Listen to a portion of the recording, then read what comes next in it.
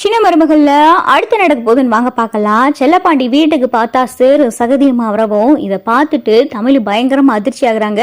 அப்பா அப்பா என்னப்பா இது, என்னப்பா இங்க கீழே விழுந்துட்டீங்களா அப்படின்னு சொல்லிட்டு தமிழை கடந்து பதறவும், இல்லத்தா இல்ல அப்படின்னு சொல்லிட்டு செல்லப்பாண்டி கடந்து அப்படியே மழுப்பவும், அப்பதான் பார்த்தா வசந்தி கேட்குறாங்க, என்னங்க நீங்க அங்கே போறீங்கன்னு சொன்னீங்க அப்படின்னு சொல்லிட்டு இங்க கஞ்சாடையா பார்த்தா வசந்தி கேட்கவும் இதை தமிழ் பார்த்தா கவனிச்சுறாங்க. எங்கப்பா எங்க போனீங்க, அம்மா உங்களை ஏதோ கஞ்சாடையிலே கேட்குறாங்க, அங்கே தானே போனீங்க அப்படின்னு சொல்லி கேட்குறாங்க, என்ன எங்களுக்கு தெரியாம எங்கே போனீங்க அப்படின்னு சொல்லிட்டு தமிழ் கேட்கவும், இல்லத்தா அது அப்படின்னு சொல்லி செல்லப்பாண்டி சொல்லவும், என்னப்பா அங்கே போனீங்களா, அந்த வீட்டுக்கு போனீங்களா அப்படின்னு சொல்லி தமிழ் கேட்கவும், இல்லத்தா அது அப்படின்னு சொல்லிட்டு செல்லப்பாண்டி சொல்லவும் வசந்திக்கும் பார்த்தா கோவம் வருது. என்னங்க என்னதாங்க ஆச்சு, அதான் அவளுக்கு தெரிஞ்சு போச்சுல, அங்கே போனீங்கள தமிழுக்காக பேசணும்னு சொல்லிட்டு தானே போனீங்க, என்ன இப்படி சேரு சகதியமா வந்திருக்கிய, என்ன வர வழியில எதுவும் கார் எதுவும் ஷேர் அடிச்சுட்டானா அப்படின்னு சொல்லிட்டு வசந்தி கேட்கவும், இல்ல வசந்தி அப்படின்னு சொல்லிட்டு செல்லப்பாண்டி பார்த்தா மென்னு முழுங்கவும், இப்ப சொல்ல போறீங்களா இல்லையா அப்படின்னு சொல்லிட்டு வசந்தியும் பார்த்தா மிரட்டி கேட்கவும், அப்பதான் செல்லப்பாண்டி பார்த்தா நடந்த விவரம் எல்லாத்தையும் சொல்லி சேது இந்த மாதிரி கழுத்தை பிடிச்சு வெளியே தள்ள எல்லாத்தையும் பார்த்தா செல்லப்பாண்டி சொல்லிடுறாரு. இதை கேட்டதும் தமிழுக்கு பார்த்தா பயங்கரமான அதிர்ச்சி ஆகுது. ஏன்பா எதுக்காக இப்ப அந்த ஆள்கிட்ட போயிட்டு இப்படி அசிங்கப்பட்டு வந்திருக்கீங்க, நான் தான் உங்ககிட்ட சொன்னேன்ல அந்த ஆளுக்கும் எனக்கும் எந்த ஒட்டு இல்ல உறவுலன்னு சொல்லி அத்து விட்டு தான் அந்த வீட்டை வந்திருக்கேன்னு, அப்புறம் ஏன்பா உங்களுக்கு புரிய மாட்டேங்குது, இப்படி எனக்காக பேச போய் இப்படி அசிங்கப்பட்டு வந்திருக்கீங்க, வாங்கப்பா வாங்க போலாம் அப்படின்னு சொல்லிட்டு தமிழ் பார்த்தா செல்லப்பாண்டியோடைய கையை பிடிச்சு கூப்பிடவும், எங்கேத்தா என்னை கூப்பிட்டுக்கிட்டு இருக்க அப்படின்னு சொல்லிட்டு செல்லப்பாண்டி கேட்கவும், வாங்கப்பா வாங்க உங்களுக்காகத்தான் நான் கூப்பிட்டுக்கிட்டு இருக்கேன் அப்படின்னு சொல்லிட்டு தமிழை கூப்பிடவும், ஆத்தா வேணாத்தா விடு, அவங்க ஏதோ கோவத்துல இருக்காங்க அதனால இந்த மாதிரி செஞ்சுட்டாங்க அப்படின்னு சொல்லிட்டு செல்லப்பாண்டி சொல்லவும், 1000 தான் கோவம் இருக்கட்டும்பா, உங்க வயசுக்குன்னு ஒரு மரியாதை கொடுக்க வேணாமா, உங்க வயசுக்கு ஒரு மரியாதை கொடுக்காம இப்படி வீட்டுல இருந்து கழுத்தை பிடிச்சு வெளியே தள்ளி உங்க உடம்புக்குள்ள இப்படி சேர சகதியமாக்க வச்சிருக்காங்க, என்ன நியாயம் கேட்க யாரு இல்லைன்னு நினைச்சுக்கிட்டு இருக்காங்களா, வாங்கப்பா போலாம் அப்படின்னு சொல்லிட்டு தமிழை பார்த்தா செல்லப்பாண்டியோடைய கையை பிடிச்சு கூட்டிட்டு போகவும் பின்னாடியே பார்த்தா வசந்தியை ஓடுறாங்க. தமிழ் வேணாம் விட்டுரு அப்படின்னு சொல்லிட்டு வசந்தி சொல்லவும், மாமா போலாம் அப்படின்னு சொல்லி தமிழ் பார்த்தா கூட்டிட்டு போறாங்க. வீட்டுல யார் இருக்கிய வெளியே வாங்க அப்படின்னு சொல்லிட்டு தமிழை கூப்பிடவும் வீட்டுல இருந்து பார்த்தா எல்லாரும் வெளியே வராங்க. நீ என்னையா மனசுல நினைச்சுக்கிட்டு இருக்க அப்படின்னு சொல்லிட்டு தமிழை கேட்கவும் சேது பார்த்தா முறைச்சு பாக்குறாரு. என்னம்மா உன் அப்பனுக்கு வக்காலத்து வாங்கி வந்திருக்கியா அப்படின்னு சொல்லி ஈஸ்வரி கேட்கவும், ஆமாங்க எங்க அப்பாவுக்கு வக்காலத்து வாங்கி தான் வந்திருக்கேன், எங்க அப்பாவுடைய வயசுக்குன்னு ஒரு மரியாதை கூட கொடுக்காம அவரை எப்படி கழுத்தை பிடிச்சு வெளியே தள்ளியிருக்கிய, எங்க அப்பா என்ன உங்க சொத்து பத்தை கேட்டு வந்தாரா, இல்ல என் மகளுக்கு அதை தாங்க இதை தாங்கன்னு சொல்லி கேட்டு வந்தாரா, நியாயம்னு ஒன்று கேட்டுதானே வந்திருக்காரு, அதை நானே தான் கேட்டிருந்தேன், ஆனா அதுதான் உங்க கண்ணுக்கு எதுவுமே தெரிய மாட்டேங்குதே, எப்ப பார்த்தாலும் செய்யாத தப்புக்கு தண்டனை கொடுக்க வேண்டியதே உங்களை பொழப்பா போச்சு அப்படின்னு சொல்லிட்டு தமிழ் சொல்லவும், என்னடி செய்யாத தப்பு, என்ன செய்யாத தப்பு, இன்னைக்கு வக்கீல கூட்டிட்டு எங்க அப்பாவை பாக்குறதுக்காக செயலுக்கு போயிருந்தேன், எங்க அப்பாவுடைய நிலைமைய பார்க்கையில என் இருதையில ரத்தமே வடிகிற மாதிரி ஆயிடுச்சுடி, எப்படி இருந்த மனுஷன் சிங்கம் மாதிரி இருந்தவரடி, இன்னைக்கு ஒரு டம்ளரை பிடிக்கிறதுக்கு அவர் கை நடுங்குது, அவர் அந்த கோலத்துல பார்க்கையில என் உசுரே போன மாதிரி இருந்துச்சுடி, அவரோட இந்த நிலைமைக்கு காரணம் நீ தானடி அப்படின்னு சொல்லிட்டு சேது சொல்லவும், போதியா நிறுத்து, எப்ப பார்த்தாலும் நான் அந்த தப்ப செய்யலன்னு சொல்லிக்கிட்டு இருக்கேன், திரும்ப திரும்ப நான் தான் செஞ்சேன்னு சொல்லிக்கிட்டு இருக்க,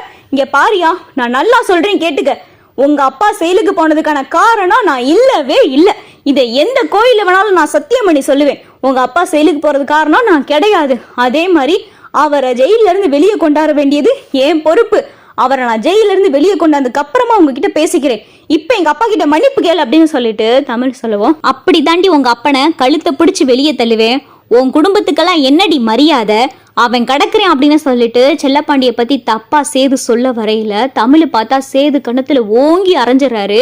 போதும் வாய மூடி அப்படின்னு சொல்லிட்டு தமிழ் சொல்லவும் சேது பார்த்தா பயங்கர அதிர்ச்சியோட பாக்குறாரு. வீட்டுல இருக்கிற எல்லாரும் பார்த்தா பயங்கரமா அதிர்ச்சியோட பாக்குறாங்க. தமிழ் சேதுவை அடிப்பாங்க அப்படின்னு சொல்லிட்டு யாருமே எதிர்பார்க்கல. செல்லப்பாண்டிக்கு பார்த்தா பயங்கரமான அதிர்ச்சி. என்னையா எங்க அப்பாவுடைய வயசுக்குன்னு ஒரு மரியாதை கொடுக்காம கழுத்தை பிடிச்சு வெளியே தள்ளியிருக்க, நீ இப்பயும் இல்லை எங்க அப்பாவுக்கு நீ எப்பதான் மரியாதை கொடுத்திருக்க, ஏதாவது இந்த வீட்டுல ஏதாவது ஒரு சின்ன தப்பு நடந்துட்டா மட்டும் போதும் உடனே அந்த தப்புக்கு காரணம் நான் தான் என் குடும்பம் தான் சொல்லி மொத்த பழியும் தூக்கி போட்டுற வேண்டியது, அதுக்கப்புறம் அதை நிரூபிச்சதுக்கு அப்புறமா ஆராய்ச்சி எடுத்து வீட்டுக்குள்ள கூப்பிட வேண்டியது, அங்கே உட்காருமா இங்கே உட்காருமான்னு சொல்லி தாங்க வேண்டியது, அப்படி தலைமையில தூக்கி வச்சு கொண்டாட வேண்டியது. ஆனா ஒரு சின்ன தப்பு நடந்துட்டா மட்டும் போதும் அது என்ன ஏதுன்னு சொல்லி ஒரு தடவையாவது நீ விசாரிச்சிருப்பியா? நான் உன்கிட்ட இத்தனை தடவை சொல்றேனே, நான் தப்பு செய்ய உங்க அப்பா ஜெயிலுக்கு போனதுக்கான காரணம் நான் இல்லைன்னு சொல்றேனே, கொஞ்சமாவது அது என்ன ஏதுன்னு நீ விசாரிச்சிருக்கியா? கண்ணால் காண்பதும் போய், காதால் கேட்பதும் போய், தீர விசாரிப்பதே மெய்யின்பாங்க. நீ என்னைக்காவது அப்படி விசாரிச்சிருக்கியா? அதை நானே விசாரிச்சு அதை ஆதாரத்தோட நிரூபிச்சதுக்கு அப்புறமா தானே உங்க கண்ணுக்கெல்லாம் அந்த உண்மை தெரியுது அப்படின்னு சொல்லிட்டு தமிழ் சொல்லவோ, சேது மண்டையில பார்த்தா நல்லா உரைக்குது. ஆமா, நம்ம இதை பத்தி யாருக்கிட்டையுமே விசாரிக்கல அப்படின்னு சொல்லிட்டு சேதுக்கு தோணுது. இங்க பாரியா, உங்க அப்பாவை ஜெயில இருந்து வெளியில கொண்டாந்ததுக்கு அப்புறமா நீ எங்க அப்பா கிட்ட காலில் விழுந்து மன்னிப்பு நீ கேட்க வப்பேன் நான் அப்படின்னு சொல்லிட்டு தமிழ் பார்த்தா, பா வாங்க போலாம் அப்படின்னு சொல்லிட்டு தமிழ் செல்லப்பாண்டிய கூட்டிட்டு வராங்க. இனிமேல் என்னைய கேட்காம அந்த வீட்டு பக்கம் யாரும் போகக்கூடாது. அப்படி நீங்க யாராவது போறது எனக்கு தெரிஞ்சிச்சுன்னு வைங்க, அந்த வீட்டில் நான் இருக்கவே மாட்டேன். அடுத்த நிமிஷமே அந்த வீட்டை விட்டு நான் வெளியே போயிடுவேன் அப்படின்னு சொல்லிட்டு தமிழ் பார்த்தா மிரட்டவும், செல்லப்பாண்டி வசந்தியும் பார்த்தா பயந்துறாங்க. இல்லத்தா இல்லை, நாங்கள் இனிமேல் உன்னை கேட்காம இந்த வீட்டுக்கு நாங்கள் வரமாட்டோம் அப்படின்னு சொல்லி செல்லப்பாண்டி வசந்தியும் சொல்லிடுறாங்க. அப்பா நல்லா கொஞ்சம் ஞாபகப்படுத்தி பாருங்க, நான் தான் உங்களுக்கு ஃபோன் பண்ணி பேசுனேனா அப்படின்னு சொல்லிட்டு தமிழ் கேட்கவும், ஆமாத்தா ஓ குரல் எனக்கு தெரியாதாத்தா அப்படின்னு சொல்லி செல்லப்பாண்டி சொல்லவும், ஆனால் இப்போ நான் சொல்கிறேன்ப்பா, சத்தியமாக சொல்கிறேன், அந்த பெரிய அந்த 18ஆம் படிக்கு நொண்டி கருப்பு மேலே நான் சத்தியம் பண்ணி சொல்கிறேன், நான் உங்களுக்கு ஃபோன் பண்ணவே இல்லைப்பா அப்படின்னு சொல்லிட்டு தமிழ் சொல்லவும், என்னத்தா சொல்கிற, நீ எனக்கு ஃபோன் பண்ணலைன்னா அப்புறம் யார் தனக்கு ஃபோன் பண்ணது அப்படின்னு சொல்லி செல்லப்பாண்டி கேட்கவும், தமிழும் ஃபோனை பார்க்குறாங்க. Phone number Tamil phone number தான், ஆனால் தமிழோடைய ஃபோனில் பார்க்குறாங்க. அந்த நேரத்துக்கு தமிழோடைய ஃபோனில் இருந்து ஃபோன் பார்த்தா போகவே இல்லை. அப்போ என் ஃபோனில் இருந்து பேசிட்டு கூட டயல் ரெக்கார்டை டெலீட் பண்ணியிருக்கலாம். நான் ஃபோன் பண்ணியிருந்தா டயல் ரெக்கார்டை டெலீட் பண்ணியிருக்கவே மாட்டேன். டயல் ரெக்கார்டு டெலீட் ஆகிருக்குன்னா அப்போ உங்களுக்கு என் குரல்ல இருந்து யாரோ ஃபோன் பண்ணியிருக்காங்க. நான் உங்ககிட்ட பேசவுள்ள என் ஃபோனில் டயல் ரெக்கார்டும் டெலீட் ஆகிருக்கு. அப்போ இதில் ஏதோ ஒரு சூழ்ச்சி இருக்குது. என் குரல்லையே உங்களுக்கு ஃபோன் பண்ணி பேசி சக்திக்கும் ஜெனிக்கும் கல்யாணம் பண்ணி வைக்க சொல்லியிருக்காங்க. அது யாருன்னு தான் கண்டுபிடிக்கணும். அதுவும் ஏன் ஃபோன்லேருந்து பண்ணியிருக்காங்கன்னா கண்டிப்பாக அந்த வீட்டு ஆளுகளாக தான் இருக்கணும் அப்படின்னு சொல்லிட்டு தமிழ் பார்த்தா ஓரளவு கண்டுபிடிச்சிடுறாங்க. என்னத்தா சொல்கிற, அந்த வீட்டு ஆளுகனா உன் வீட்டுக்கார் அப்படி பண்ணியிருக்கிறதுக்கு வாய்ப்பு இல்லை. கருப்பு நடேசன் அப்பத்தாவும் அந்த மாதிரி கிடையாது, வேற மோகனாவும் அப்படி கிடையாது, மலரும் அப்படி கிடையாது, காவியாவும் போசும் ஊரில் கிடையாது. அப்போ மிச்சம் இருக்கிறது அந்த ஈஸ்வரியும் சித்ரா, அப்புறம் இந்த புதுசாக வந்திருக்கிற ஈஸ்வரியோட அண்ணமக ஐஸ்வர்யா, இவங்க தானே ஆத்தா.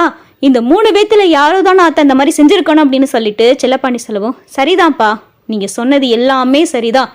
எனக்கும் இந்த 3 பேத்து மேலே தான் சந்தேகம் இருக்குது. ஆரம்பத்துல இருந்தே அந்த ஐஸ்வர்யா அந்த வீட்டுக்கு வந்ததுலேருந்து என்கிட்டையும் தனத்துக்கிட்டையும் ஒரு மாதிரியாத்தான் நடந்துக்கிட்டு இருந்தா. நான் வேற அந்த ஐஸ்வர்யாவை அடிக்க வேற செஞ்சிருக்கேன். இத்தனை நடந்ததுல அவ என்னைய பழி வாங்கன்னு சொல்லி என்ன வேணாலும் செஞ்சிருக்கலாம். அதை விட அந்த ஈஸ்வரிக்கு என்னைய பழி வாங்குறதுக்கு எக்கச்சக்கமான நோக்கம் இருக்கு.